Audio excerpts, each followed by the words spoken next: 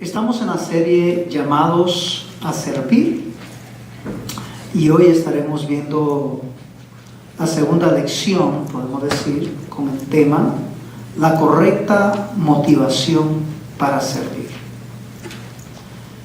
Si les hiciera la pregunta a ustedes o alguien se la hiciera a ustedes y les preguntase, ¿qué motiva tu vida? ¿Qué es aquello que te hace vibrar? ¿Qué es aquello que genuinamente te motiva a ti cada día? Y muchos de nosotros podemos decir, pues Dios. Otro puede decir, mis estudios, mi trabajo, mi familia. Me motiva el deporte. Otros podrían decir, incluso me motiva a mí la política. Otros podrían decir, me motiva la música. Y lógicamente, una de las más fuertes motivaciones que todo ser humano tiene es el dinero, el ganar dinero. ¿Verdad? Es bueno ganar dinero, porque eso facilita muchas cosas en nuestra vida. Y es una motivación de superación, etcétera, etcétera, etcétera.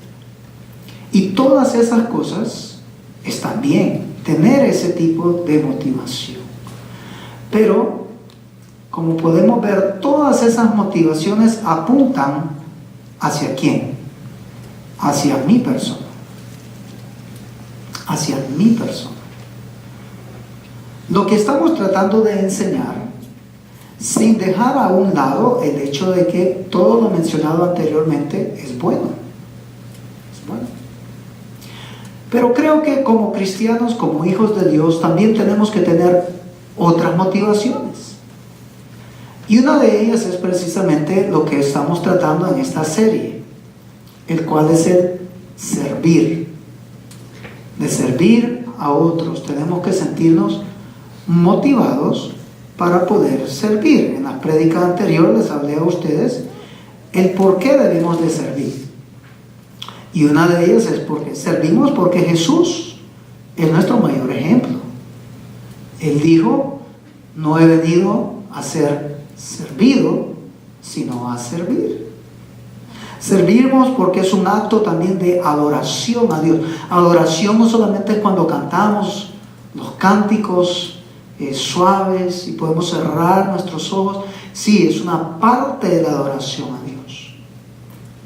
Pero también cuando estás orando, cuando estás leyendo la Biblia, es una adoración que le estás dando a Dios.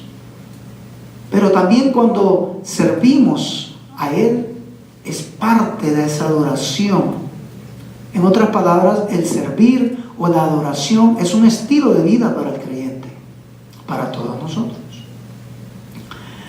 La motivación debe de ser con gozo. La motivación de ganar dinero trae gozo a tu vida. Vas gozoso a tu trabajo, vas gozoso a tu negocio, ¿verdad? De estudiar trae gozo porque sabes que te estás superando, porque sabes que al final de tus estudios vas a tener un mejor empleo. Trae gozo, mi familia trae gozo, esa es mi motivación, tu motivación. El estar en la casa de Dios cada día trae gozo, ¿verdad? Pero también debe de traer gozo el servir a otros. Las personas pueden servir por diferentes razones. Una de ellas es porque es un servicio genuino. Otro puede ser por interés.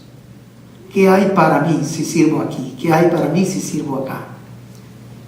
Entonces, hay diferentes razones por las cuales una persona puede servir. Podemos servir por amor o por vanagloria. Cuando lo hacemos por amor, no estamos pensando en nosotros. ¿Qué reconocimiento me van a dar? ¿O qué hay para mí? Cuando se hace por vanagloria es, quiero salir en todas las fotos, ¿verdad? Quiero que me premien por el servicio que estoy haciendo, o ver qué me dan. Hoy vamos a estudiar la correcta motivación para servir. La semana pasada hablaba de qué es vuestra vida, como dice en Santiago, y qué cosas son importantes para usted en esta vida. Como decía, ¿qué es lo que te motiva, pues? ¿Qué cosa es importante para usted? ¿Qué es aquello que es prioritario? Y son cosas que cada uno de nosotros tenemos que entender. Para que nuestro servicio sea agradable a nuestro Dios, debemos de estar motivados, muy motivados, ¿verdad? Y no hacerlo por obligación. La diferencia entre tener motivación y sentirse presionado o obligado a uno son dos cosas totalmente diferentes. Cuando una persona está motivada para algo, cualquier cosa que sea, siente gozo, siente el deleite, anhela hacerlo sin que nadie le diga nada. Cuando es por obligación, la persona va así, arrastrando los pies. Se queja porque le están diciendo que haga tal cosa. Eso es cuando usted habla con sus hijos. Le dice, mira mi hijo o mi hija, usted tiene que estudiar. O tiene que sacar la basura todos los lunes y ponerla allá afuera. ¿Verdad? Y la motivación debe ser, ok, voy a estudiar, me voy a esforzar, sin que nadie le diga más. Pero cuando el padre de familia le está diciendo, hijo, estudie, mi hija, estudie, entonces sienten como una obligación de hacerlo. No están viendo más allá del beneficio que ellos mismos van a tener. Lo mismo con el sacar la basura, el vaciar el cuarto, etcétera, etcétera. Se sienten como obligados porque alguien les está diciendo que tienen que hacerlo, no porque creen que deben de hacerlo, que es lo correcto. Hay una gran diferencia. Y la motivación es algo que te inspira. La obligación te pone cabizbajo, te quita las fuerzas, te sientes desmotivado, te sientes que te están presionando. Son grandes diferencias. No es lo mismo, como dije, estar motivado a sentirse obligado. Son dos cosas totalmente diferentes.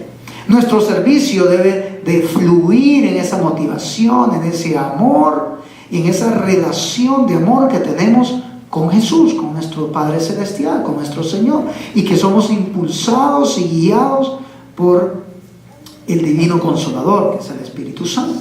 También debe de fluir por esa fidelidad que debemos de tener para con el Señor. La motivación y la fidelidad es como cuando estás con tu pareja, o cuando viste por primera vez aquella que hoy día es tu esposa, tu esposo. Estabas motivado o motivada a compartir, ¿sí o no?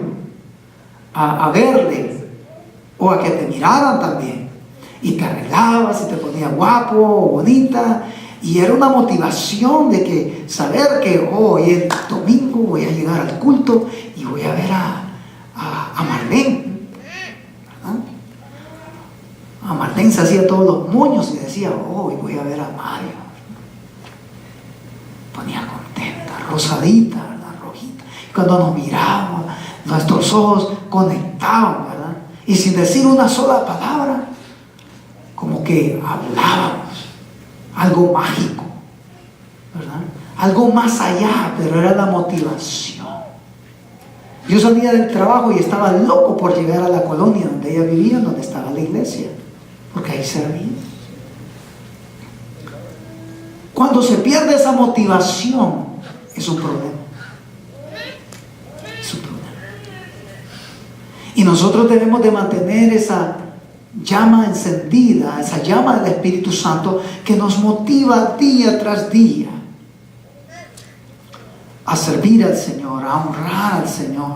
Y debe de fluir con compromiso profundo en nuestro ser. Eso es lógico. Y todos somos llamados a servir.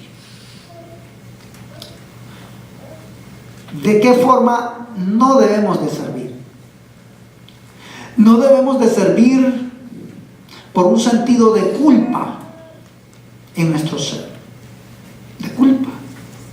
Hay muchas personas dentro de las iglesias que se sienten culpables por algo que hicieron hace muchos años, un par de semanas atrás, o hoy en la mañana. Y tal vez tienen la oportunidad de servir, pero como sucedió algo, entonces muchas personas dicen, hay dos opciones: de no servir para nada, de no servir, o otras personas sirven por culpa, porque sienten culpa de algo que hicieron. Ahí es donde viene ese lenguaje de las penitencias. ¿Ha escuchado ustedes? Yo hago esto para que Dios me perdone de mi culpa, no por obra para que nadie se gloríe. Si vas a servir por culpa, la motivación es totalmente errónea.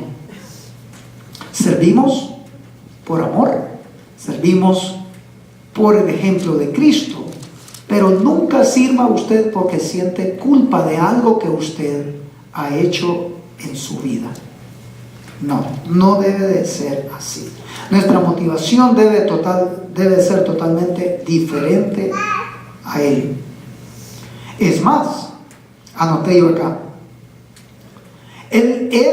Dios nos hace el favor a nosotros, Él nos invita a nosotros, invita a nuestras vidas a servirle a Él en aquello que perdura por toda la eternidad.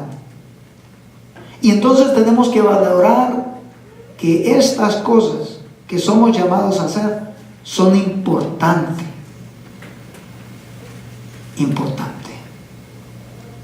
El profeta Isaías dijo en Isaías 6:5: ay de mí que soy muerto, porque siendo hombre inmundo de labios y habitando en medio de pueblos que tienen labios inmundos, han visto mis ojos al Rey Jehová de los ejércitos. En otras palabras, Isaías no se sentía digno de aún contemplar la hermosura de Dios. Y esa es una realidad. No somos dignos de tales cosas, de estar aquí parado, predicando, de estar ahí entonando cánticos al Dios creador del cielo y la tierra y al Salvador que murió. No somos dignos, pero hemos sido invitados.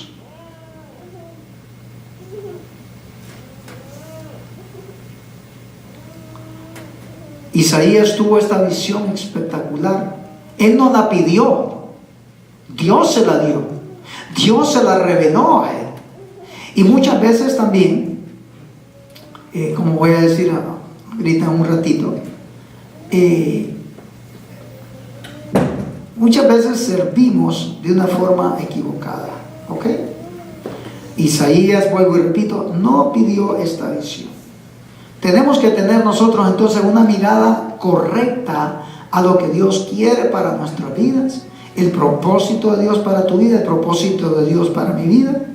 Y eso nos recuerda de su maravillosa gracia para con cada uno de nosotros. Esa gracia que ha sido derramada, esa gracia que ha sido dada a usted y a mí. Isaías continúa diciendo en el mismo capítulo, en el capítulo 6, pero esta vez en el versículo 8, y él dice: después oí la voz del Señor que decía, y hace la pregunta: ¿a quién enviaré?, le dice el Señor, ¿y quién irá por nosotros? Y vean la palabra nosotros, hablando de la Trinidad, Padre, Hijo y Espíritu Santo. ¿Quién irá por nosotros? Entonces Isaías respondió y dijo: yo, heme aquí, envíame a mí. Esa es la respuesta. ¿Cuál es tu respuesta al llamado que Dios te hace a ti? El llamado que Dios me hace a mí a servirle. ¿Ustedes creen que Isaías se sentía motivado? ¿O ustedes creen que Isaías dijo esto porque se sintió culpable?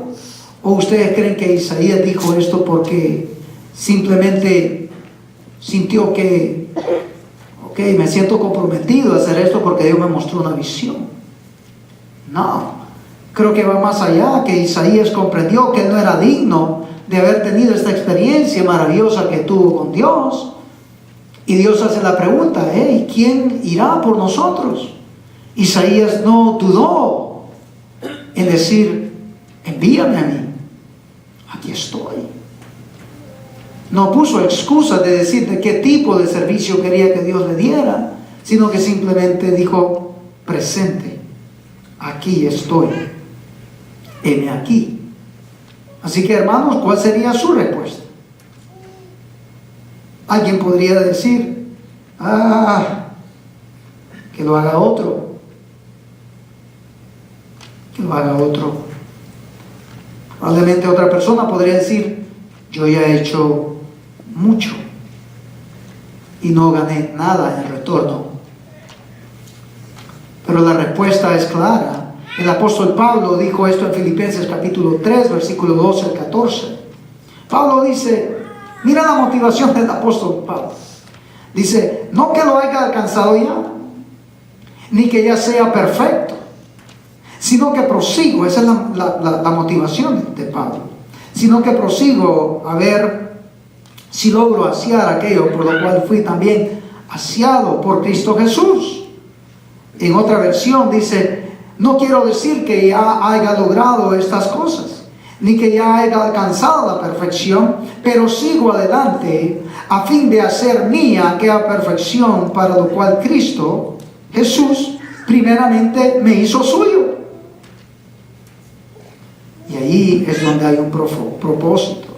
Más adelante dice Pablo, pero me concentro únicamente en esto, olvidando el pasado y fijando mi mirada en lo que tengo por delante, avanzando hasta llegar al final de la carrera. En otras palabras, desde el momento que somos llamados a servir a Cristo, a seguir a Cristo, que recibimos su gracia, su amor, su misericordia, su salvación, hasta el día de nuestra muerte, hasta el día de nuestra muerte, tenemos que tener la misma motivación. ¿Cuál motivación? De servirle, de serle obediente, de honrarle, de adorarle, de que nuestra vida desde el punto A hasta el punto Z, que es la muerte, sea una vida constante. Usted conoce la vida del apóstol Pablo. Aquel que persiguió a la iglesia llegó a ser el perseguido. Y nada de esas cosas le quitó la motivación de seguir hacia adelante. Él dice, prosigo a la meta del supremo llamamiento de Dios que es en Cristo Jesús. Nada lo detenía. Y además él decía, estando preso, dijo a los que estaban afuera en Filipenses, dice 4:4, regocijaos en el Señor siempre. Todo el tiempo, una vez más les digo, regocijaos. La motivación trae gozo. Aún en medio de las persecuciones, Pablo dijo, hay quienes se enferman. Y en una forma irónica dijo, yo no enfermo. Claro. Pablo fue perseguido. Pablo fue azotado. 40 latigazos menos uno, dice. Imagínense. Y aún así quería seguir sirviendo al Señor. ¿Cuál era su motivación de aquella carrera que comenzó cuando se le manifestó Cristo cuando iba a perseguir a la iglesia? Y Jesús le dice, ¿sabes a quién persigues? A mí. Y dura cosas es dar cosas contra el aguijón. Y quedó ciego y el Señor luego le sanó. Y desde entonces Pablo tuvo ese encuentro personal con Cristo, el cual todos nosotros lo hemos tenido. ¿Ha tenido usted un encuentro personal con Jesús? Sí. Tal vez no tan espectacular como el del apóstol Pablo, pero no importa. Usted sabe que en un día a tal o X, usted tuvo ese encuentro personal. El problema que muchas veces pensamos que necesitamos algo extraordinario, sobrenatural, como la conversión de Isaías, que lo motivó a servir, o como el apóstol Pablo también. Estos hombres entendieron que su servicio, su llamado era de por toda la vida, tanto Isaías como Pablo y los demás que en la Biblia son mencionados. El cristianismo se ha vuelto un cristianismo consumidor, podría decirlo. Consumidor. ¿Qué quiero decir con eso? ¿Qué hay para mí? Y ese es un principio del mundo. ¿Qué hay para mí? Lo hablé de esto la semana pasada. Esto es todo lo contrario a un llamado por parte de nuestro Dios. Nosotros tenemos que estar enfocados en Cristo y en su llamado para el resto de nuestros días. Tenemos que morir a nosotros mismos para poder experimentar la vida que Jesús nos ha dado a cada uno de nosotros. La diferencia entre un cristiano maduro y la diferencia entre un cristiano inmaduro en sus motivaciones correctas e incorrectas son las siguientes. Mire usted, esto es lo que yo puse. Los inmaduros en la fe quieren tener visiones, experiencias sobrenaturales. Y no estoy diciendo que hay algo malo con eso. No hay nada de malo con eso. El texto mismo lo acabamos de leer, la experiencia de Isaías y la experiencia del apóstol Pablo. Pero no todos los apóstoles tuvieron tales experiencias, mas sin embargo sus motivaciones fueron las mismas. ¿Sí me doy a entender? Sí. Las motivaciones de algunos hombres de Dios fue sobrenatural, visiones, etcétera, etcétera. Sí, es cierto. Pero otros, la Biblia no menciona que fue así. Pero muchos hermanos están esperando algo sobrenatural, visiones, escuchar una voz, ver una mano o un dedo en la pared que les diga, ve a servir. Ya tenemos la palabra escrita. Amén, tenemos la palabra escrita. Desde el Génesis hasta el Apocalipsis nos llama la Biblia a hacer lo que Dios quiere que hagamos. Y uno de ellos, ser obediente, amar, honrar a Dios, servir. Hay un montón, la lista es larga. Pero estamos llamados a esto. Así que muchas personas están buscando todas estas cosas que tienen que ver con lo sobrenatural cuando Dios ya les ha dicho. Y son las motivaciones erróneas, digo yo. Porque escribí yo acá. La pregunta que tenemos que hacer entonces es esta. ¿Para qué quieres que Dios te dé visiones? ¿Para qué quieres que Dios te dé experiencias sobrenaturales? Para jactarte. Esa es la motivación totalmente equivocada. Y si usted lee su Biblia, yo leo mi Biblia, Isaías nunca pidió a Dios visiones.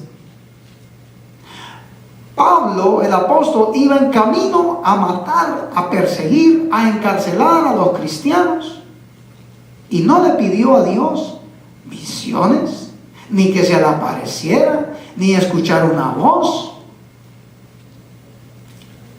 Pablo estaba cumpliendo un servicio, el cual pensaba él que era un servicio agradable a Dios, porque incluso le pidió cartas a la gente del Sanedrín y le dice, denme una carta de, entre comillas, de servicio para que yo vaya a perseguir a los cristianos, a matarlos, a encarcelarlos, a golpearlos. por obras. Pero su sorpresa fue que en el camino le pasó lo que le pasó. Tuvo un encuentro personal con Cristo. Y esa experiencia cambió su vida. Y de ahí Pablo comenzó, como dijo el mismo Juan el Bautista, que yo mengüe para que él crezca. Pablo lo dijo de esta forma: ya no vivo yo, sino que Cristo vive en mí.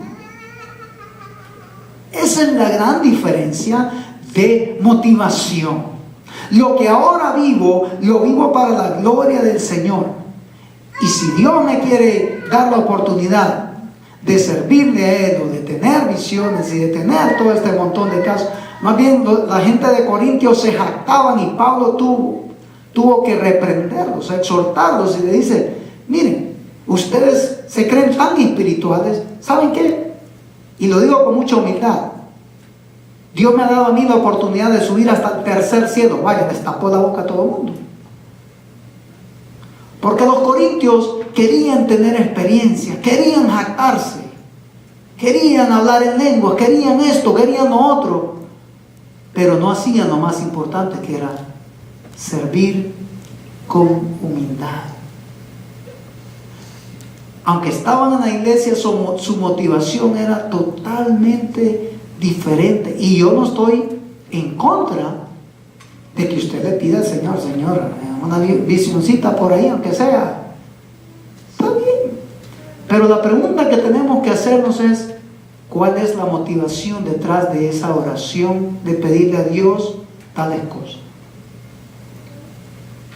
¿Cuál es la motivación? ¿Sabe quién puede responder a esa pregunta? Tu propio corazón.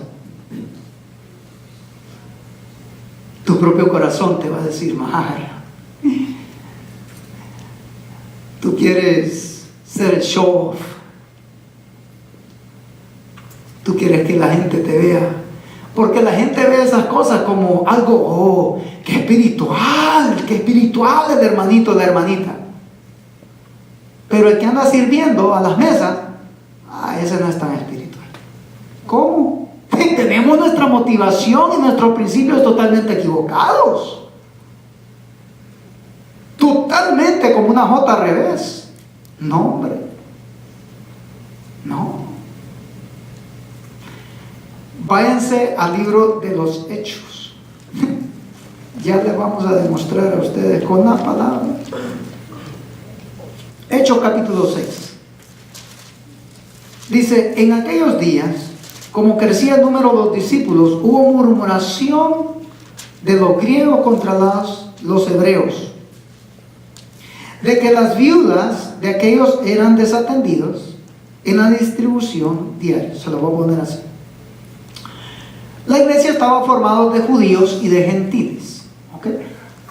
Y habían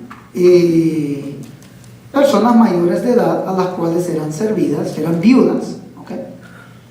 Y los que servían mejor a las viudas judías que a las viudas griegas o gentiles. Entonces los 12, refiriéndose a los apóstoles, convocaron a la multitud de los discípulos y dijeron: no es justo que nosotros dejemos la palabra de Dios para servir a las mesas.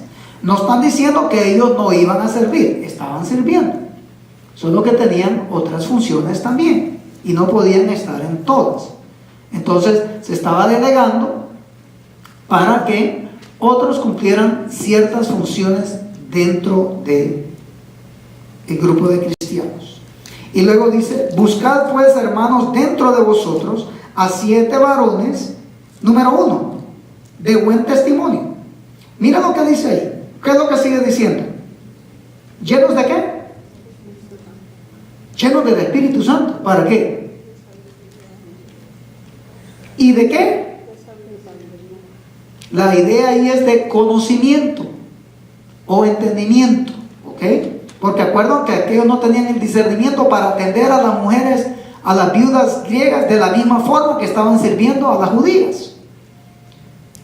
¿A quiénes encargamos este trabajo? Entonces, el versículo 3 es lo que quiero llegar. Para servir aún a las mesas, se necesita alguien que sea espiritual. ¿Lleno de qué? ¿De vanagloria? No. ¿Lleno de qué? Del Espíritu Santo. Oh, pastor, pero yo pensaba que estar lleno del Espíritu Santo era solo cuando hablaba en lenguas, o cuando presentaba a la iglesia mis visiones, o cuando traducía. La iglesia tiene un concepto totalmente erróneo. Algunas iglesias tienen el concepto erróneo totalmente de lo que significa estar lleno del Espíritu Santo. Escuché a un individuo que decía: yo necesito que la iglesia me dé un avión de 65 millones de dólares, porque yo ya no puedo viajar en un avión comercial, porque ahí no me siento cerca de Dios. Entonces, en el avión privado puedo hablar en lengua, puedo hacer esto, puedo hacer los otros, y entonces la presencia de Dios se manifiesta, porque en el avión hay un montón de pecadores. Eso es tener, y la gente aplaude y le dan el avión, ignorantes totalmente los que significa estar lleno del Espíritu Santo. Usted tiene el Espíritu Santo en su vida, y si usted está viviendo una vida limpia, recta, delante del Señor, usted es una persona llena del Espíritu Santo. No necesitan haber un montón de manifestaciones para estar lleno del Espíritu Santo. No es necesario lo otro para estar lleno del Espíritu Santo. Es totalmente erróneo esa forma de pensar, totalmente erróneo. El apóstol Pablo dijo en Filipenses capítulo 1, versículo 21: porque para mí el vivir es Cristo y el morir es ganancia. En Santiago capítulo 2, versículo 14 al 26, váyase a Santiago, porque vamos a ver esto así. Santiago capítulo 2, versículo 14 al 26. ¿Qué es más importante? Si yo les hago la pregunta a usted, ¿qué es más importante? ¿Tener fe o tener obras? ¿Qué es más importante? ¿La fe es más importante? Ok. Vamos a ver qué nos dice la palabra de Dios. Porque la palabra de Dios nos va a aclarar en esta mañana cómo Él quiere que nosotros vivamos nuestras vidas. Esa es la enseñanza. ¿Ok? Porque, bueno, miremos lo que dice la palabra. Santiago capítulo 2, versículo 14 al 26. El apóstol Pablo habla de una forma muy tierna. Esta es una exhortación, pero también dice: hermanos míos, ¿de qué aprovechará si alguno dice que tiene fe y no tiene obras? La pregunta es: ¿de qué aprovechará si alguno dice que tiene fe y no tiene obras? La idea aquí es: ¿cuál es la vanagloria? ¿Cuál es tu jactancia?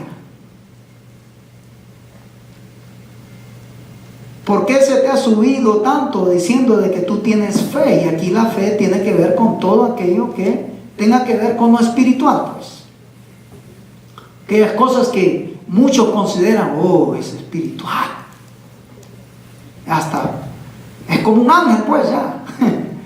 ¿Verdad? Tiene visiones todos los días habla con Dios, y Dios le habla, y Dios me dijo. Ese es el tipo de personas a la cual se está refiriendo acá.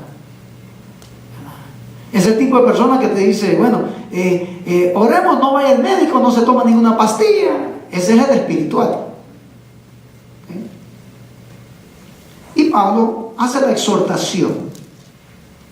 Dice: ¿de qué aprovechará si alguno dice que tiene fe y no tiene obras?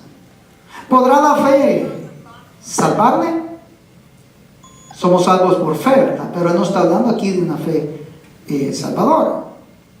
Y si un hermano o una hermana están desnudas, óigame, o oiga esto, porque le está hablando a aquel que dice que tiene fe, aquel que tiene fe, aquel que se cree tan espiritual que es mejor que los demás. Mira lo que dice. Y si un hermano o una hermana están desnudos y tienen necesidad de mantenimiento de cada día, y si alguno de vosotros dice, id en paz, calentados y saciados, pero, subrayalo, pero no les dais las cosas que son necesarias para el cuerpo, ¿para qué sirve tu fe? ¿Para qué sirve que te andes calentando la cabeza pidiendo visiones, hablar en lenguas, hablar en esto, hablar en lo otro, ser tan espiritual? ¿De qué te sirve? ¿Cuál es la jactancia entonces? Es la idea del apóstol Pablo. Así también, versículo 17, así también la fe, si no tiene obras, es muerta en sí misma. En otras palabras, si alguien se cree tan espiritual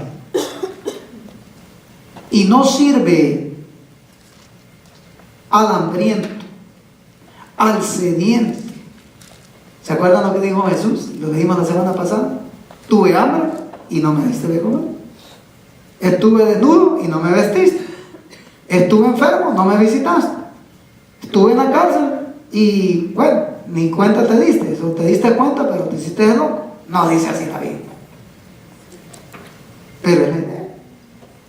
Entonces dice, tú que eres espiritual, tú que dices que tienes fe, si no tienes obras, esta es muerta en sí misma.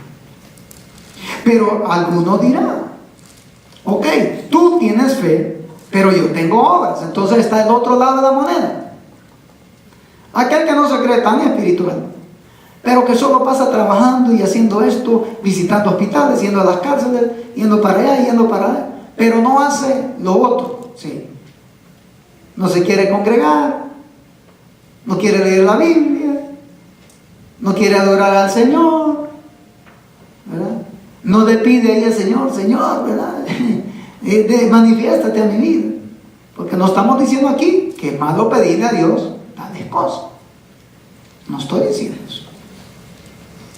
Entonces le dice al Señor, a través del apóstol Santiago, también a aquel que no quiere vivir una vida de santidad, de fe, en todo esto, dice, versículo que te dije, 17. Así también la fe, si no tiene obras, es muerta en sí misma.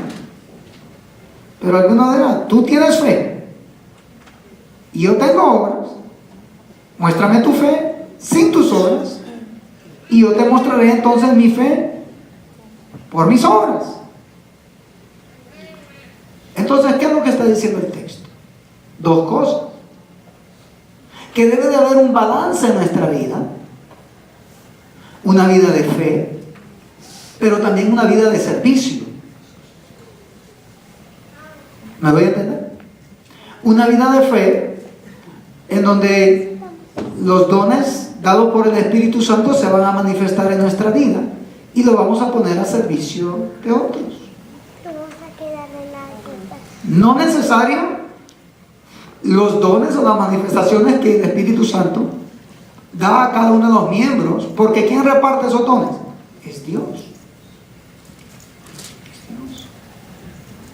Y si Dios no te quiere dar a ti el don que le estás pidiendo y pidiendo y pidiendo y pidiendo, pero te está dando la oportunidad a Dios de tal vez servir en otro lado, entonces no te preocupes por lo otro, pero haz la obra que estamos todos llamados a hacer. El versículo 19 dice, tú crees que Dios es uno, bien haces. También los demonios creen y tiemblan. Mas quiere saber, hombre vano, que la fe sin obras es muerta. ¿No fue justificado pues por las obras nuestro Padre? Cuando, hablando de Abraham, ¿verdad?, que ofreció a su hijo Isaac sobre el altar. ¿No ves que la fe actuó juntamente con sus obras? Y que la fe fue perfeccionada en la obra. Porque Dios le dijo a Abraham, ¿verdad?, dame a tu hijo. Y Abraham actuó en fe. Cuando el hijo le dice, papi, les llevamos la leña, llevamos el fuego, llevamos el cuchillo y el sacrificio, ¿qué le dijo Abraham? Dios va a proveer. Esa es fe. La obra fue cuando Dios le dijo, o el servicio fue cuando Dios le dijo, dame a tu hijo y llévalo a tal lugar. Entonces él caminó ese camino hasta llegar al lugar donde iba a sacrificar a su hijo. Y Dios, Abraham, utilizó su fe, pero también actuó en el servicio al cual Dios le llamó. Y cuando llegó al lugar donde tenía que sacrificar a su hijo, Dios lo honró. Entonces la fe y las obras van de la mano. Van de la mano. Por eso decía la semana pasada y la anterior, la iglesia debe salir de las cuatro paredes. Y no estoy hablando de iglesia berea, estamos hablando de la iglesia universal del Señor. Y muchas veces solo nos enfocamos en la parte de estar aquí, pues, parte de la fe. Estamos llamados a servir en nuestro vecindario, estamos llamados a servir en los hospitales, en lugares como City Impact, People's City Mission, etcétera, etcétera. Hay muchos lugares donde podemos servir. Pero Pablo lo dice de esta forma, en Filipenses 2:3. Nada hagáis por contienda o por vanagloria, antes bien con humildad, estimando cada uno a los demás como superiores a sí mismo. Igualmente todo creyente tiene que dedicarse a servir a otros. Esto entonces trae en la persona un valor o una estima en nuestras vidas. Un valor, hay un significado por el cual ustedes y yo vamos a servir en esta vida, y también trae un propósito.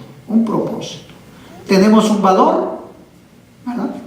Tenemos también un significado o un llamado, pero también tenemos un propósito por el cual estamos llamados.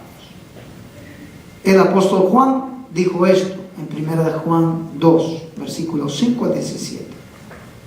No améis al mundo. Cuando habla no améis al mundo, en otras palabras está diciendo que hay otras cosas que son más importantes que las cosas que están en este mundo, que son temporales. Como les dije la semana pasada, del hombre aquel que derribó sus graneros e hizo otros más grandes. ¿Hay un problema con eso? No.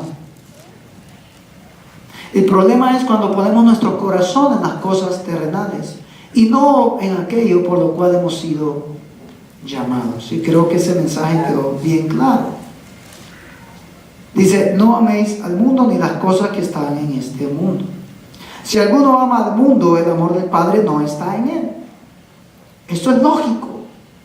Porque si somos llamados a servir a otros, debemos de hacerlo por amor, ¿verdad? Por amor. No esperando nada en retorno. Debe de haber amor. El amor es el motor que impulsa, que motiva al creyente a servir. Porque todo lo que hay en el mundo, los deseos de la carne, los deseos de los ojos y la vanagloria de la vida, no provienen del Padre, sino que del mundo. ¿Quién es el príncipe del mundo? Satanás. ¿Pero quién es el Rey de Reyes y Señor de Señores? Cristo. Dice, el mundo pasa y sus deseos, pero el que hace la voluntad de Dios permanece para siempre. Cuando hay vanagloria en el corazón del hombre, esto es lo que sucede. Les voy a dar algunos ejemplos. sino el mundo se compara unos con otros, ¿verdad? A aquel se compró un televisor de 52 pulgadas, yo me voy a comprar uno de 65. Aquel hizo esta, yo voy a hacer más. Como que es una competencia. El mundo premia de esta forma. Miren, primer lugar, medalla de qué? De oro. Segundo lugar, medalla de plata. Tercer lugar, medalla de bronce. Y de ahí para allá no sirve para nada. Así es el sistema del mundo. El sistema del mundo te motiva a que sirvas más para un beneficio personal, tanto en la empresa como para ti mismo. Y entonces ves a los demás, las promociones que te dan, muchas veces levantan nuestra autoestima, pero de una forma egoísta o vanagloria. Porque el sistema del mundo lo que busca es la competencia. Dios quiere que todos sirvamos, pero no como competencia. El mundo quiere que usted sirva y usted haga esto para ser promovido, que las luces le salgan solamente a usted, que su nombre sea escuchado. ¿Cómo ve Dios esto del servir? ¿Y cómo premia a Dios? El mundo premia oro, plata y bronce. ¿Quiere ver cómo premia a Dios? Terminamos con esto. Váyase a Mateo capítulo 20. Y con esto vamos a terminar. Mira cómo premia a Dios. El sistema de Dios es totalmente diferente al sistema del mundo. Miren. Y también Dios nos reta a todos nosotros. Ya vamos a ver. Miren lo que dice la palabra del Señor. Mateo 20, del 1 al 16. Dice, los obreros de la viña, es el título, dice, que está ahí. Dice el versículo 20 en adelante.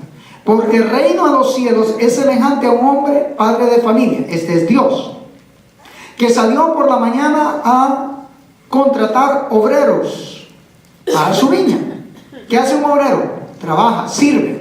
¿Ok? Ahí la vamos agarrando. Y habiendo convenido o acordado, es la idea, con los obreros de un denario al día. Entonces, este padre de familia salió a buscar obreros y les dice, hey, ¿ustedes quieren trabajar?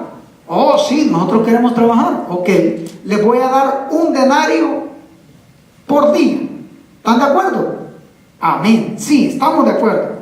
Y los envió a la viña. ¿A qué? ¿A descansar? No, a trabajar. ¿Verdad? Y les dijo, y también vosotros a mi viña, y os daré lo que sea, ¿qué? Justo.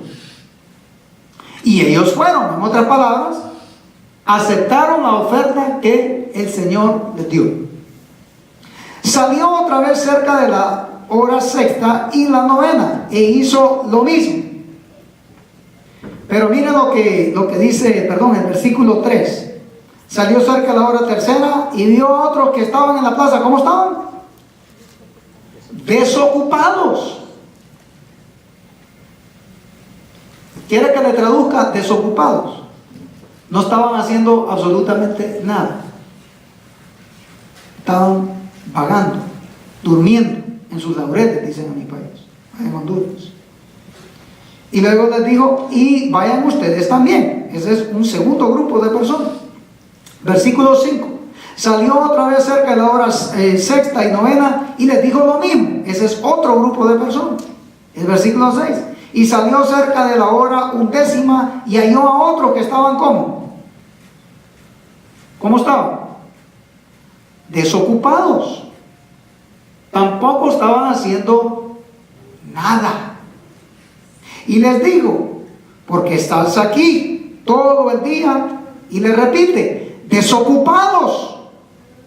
Y le dijeron, bueno, porque nadie nos ha contratado. Y él les dijo: y también vosotros a la viña, y recibiréis lo que sea justo. Me detengo ahí. Al primer grupo de personas que el Señor aquí encontró, les dijo: hey, ¿qué están haciendo aquí desocupados? ¿Quieren ir a trabajar? Sí. Le dije: vaya, pero antes de irse les voy a decir, les voy a dar tanto. ¿Están de acuerdo? Sí. Y se fueron. A los otros grupos, el Señor aquí no les prometió cuánto o qué cantidad les iba a dar. Simplemente les dijo que les iba a dar algo que fuera justo. ¿Verdad que sí? Y les dijo: porque están desocupados, porque nadie los ha contratado. Y también vosotros, y recibiréis lo que es justo. No les dijo cuánto les iba a dar. ¿Ustedes creen que ellos se motivaron cuando se dieron cuenta que eran llamados a trabajar en la viña? Sí. ¿Por qué sé que estaban motivados? Porque en primer lugar, nadie los había buscado para servir. Número dos, fueron encontrados por alguien que los llama a servir, y ellos fueron motivados porque fueron. ¿Por qué fueron? Y entonces dice, versículo 8: cuando llegó la noche, el señor de la viña dijo a su mayordomo: aquí llama a los obreros y págales el jornal, comenzando desde el postrero, que quiere decir desde los últimos hasta los primeros. Y al venir los que habían ido cerca de la hora 11ª, recibieron cada uno de ellos un denario, porque eso es lo que les prometió. Al venir también los primeros, pensaron que, fueron los que les dijo: ahí les voy a dar algo. Pero al venir los primeros, pensaron que habían de recibir más. Ellos pensaron, porque fueron los primeros que iban a recibir más. El primer lugar, pues. Aquellos fueron de último, ¿verdad? Y entonces pensaron que iban a recibir más. Pero también ellos recibieron cada uno, ¿cuánto? Un denario. En otras palabras, el Señor, Dios, les pagó a todos por igual. Porque Dios no hace excepción de personas. Usted va a tener, podemos decir, la misma recompensa, y tenemos la misma recompensa que el apóstol Pablo. Y usted sabe que el apóstol Pablo, Dios lo usó mucho más que todos nosotros juntos, y que sufrió mucho más que todos nosotros juntos. Pero cuando lleguemos allá, imagínense el apóstol Pablo que diga, no voy a mencionar ninguno de sus nombres, pero voy a mencionar yo. Y Dios diga: Mario, te voy a dar esto. Y que salte el apóstol Pablo y diga: pero Señor, ¿cómo le vas a dar lo mismo que me di a Mario que a mí? O a cualquiera de los hermanos de Iglesia Berea. Sí, mira, ellos nunca han sido encarcelados y yo fui encarcelado. Ellos nunca han recibido 40 latigazos menos uno, y a mí me lo dieron por tu causa, Señor. ¿Se imagina usted?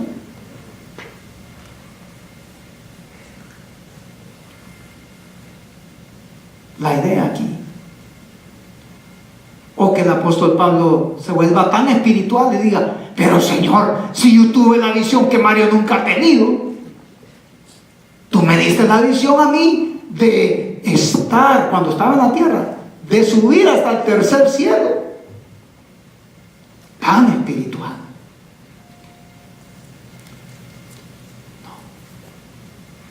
No. Le voy a dar a todos los hermanos de Iglesia Berea y de la Iglesia Universal este premio. ¿Cómo? Pero no es justo, Señor. No es justo. Si yo te serví más. Es más, Mario ha escrito ciertas cosas, pero yo escribí 13 de todos de las cartas del Nuevo Testamento. 13, Señor mío, Dios mío. Y Mario, ni una.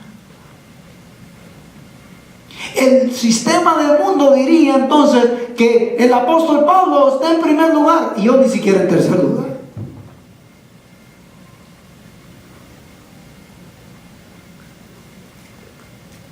Pero ¿qué decía el apóstol Pablo? Prosigo en la meta del supremo llamamiento de Dios en Cristo Jesús. De principio hasta el final. Y al recibir murmuraron contra el padre de familia diciendo: estos postreros han trabajado una sola hora. ¿Se acuerdan del que estaba en la cruz con Jesús? ¿Ah? Dice: bueno, te arrepentís, hoy vas a estar conmigo en el paraíso. No es justo, Señor. Si estando en la cruz se arrepiente y recibe los mismos privilegios tuyos y míos. No fue bautizado. No sirvió las mesas. Y tú lo vas a premiar igual que nosotros. No es justo. Pablo quería las cartas para perseguir la iglesia porque él sabía que él iba a ser el número uno de todos los fariseos de fariseos. De la tribu de Benjamín. Él iba a ser reconocido como el número uno. Iba a salir en la prensa de allá de Jerusalén. Porque persiguió a más cristianos, porque encarceló a más cristianos. Y el mundo lo iba a premiar a él de esa forma. Pero Dios dice: no.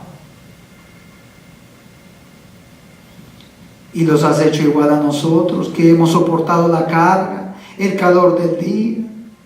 Él respondió y dijo a ellos: amigo, no te hago agravio o injusticia.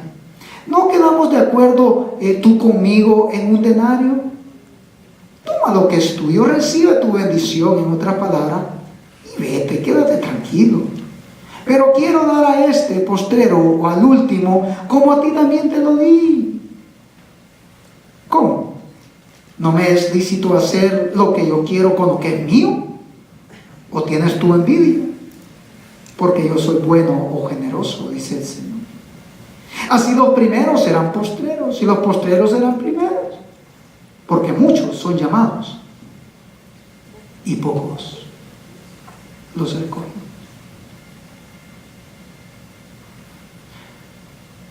No por yo ser pastor voy a recibir un mayor premio que usted. Y si Dios quiere dar algo más al apóstol Pablo, que tiene su privilegio, ¿verdad?, de estar sentado entre los 24 que van a estar, son privilegios que se los merecen también, claro. Pero la bendición más grande que vamos a tener es que todos vamos a estar en la presencia del Señor. Y no importa que, porque va a haber un montón de gente, la Biblia habla de millares, ¿verdad? No importa que estemos como en primera fila o allá atrás, lo importante es que vamos a estar ahí y vamos a ver al Señor tal y como es y vamos a escuchar su voz tal y como es. ¿No quiere eso usted para su vida?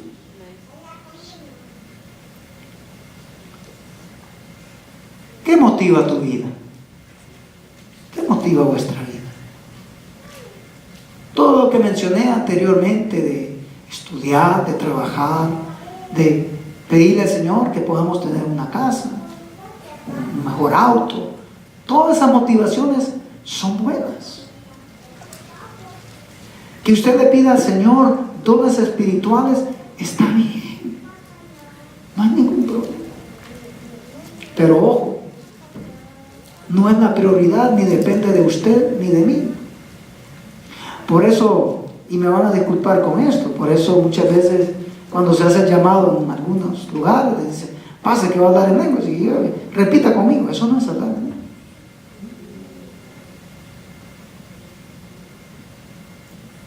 Dios da los dones, Dios da los talentos. Pero no se necesita un gran talento para ir a servir a las mesas. Se les requiere estar lleno del Espíritu Santo. ¿Qué significa eso? Tener al Espíritu Santo en tu vida y que usted esté viviendo una vida que es digna y agradable al Señor. Y que cuando usted vaya a servir a las mesas, no vaya a decir, bueno, a este sí lo voy a servir, pero aquel que está allá no lo voy a servir. ¿Por qué no lo va a servir? Porque lleve un poquito.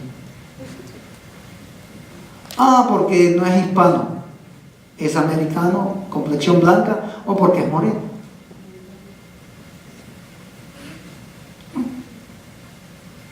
Vamos a servir porque somos llamados a servir.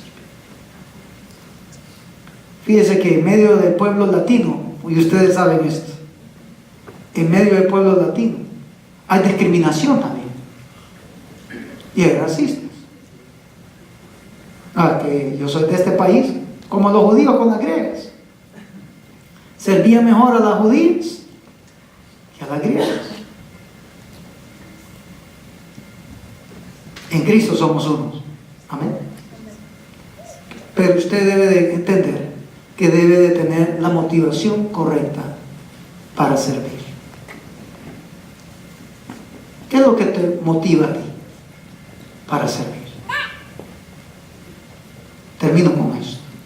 La única motivación que debemos tener es el ejemplo de Jesucristo para nosotros.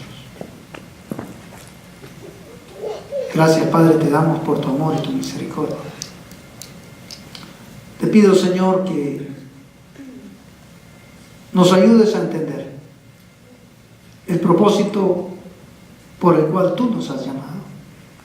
No solamente para darnos salvación y vida eterna, amor, gracia y misericordia, o dones espirituales, pero también para servir.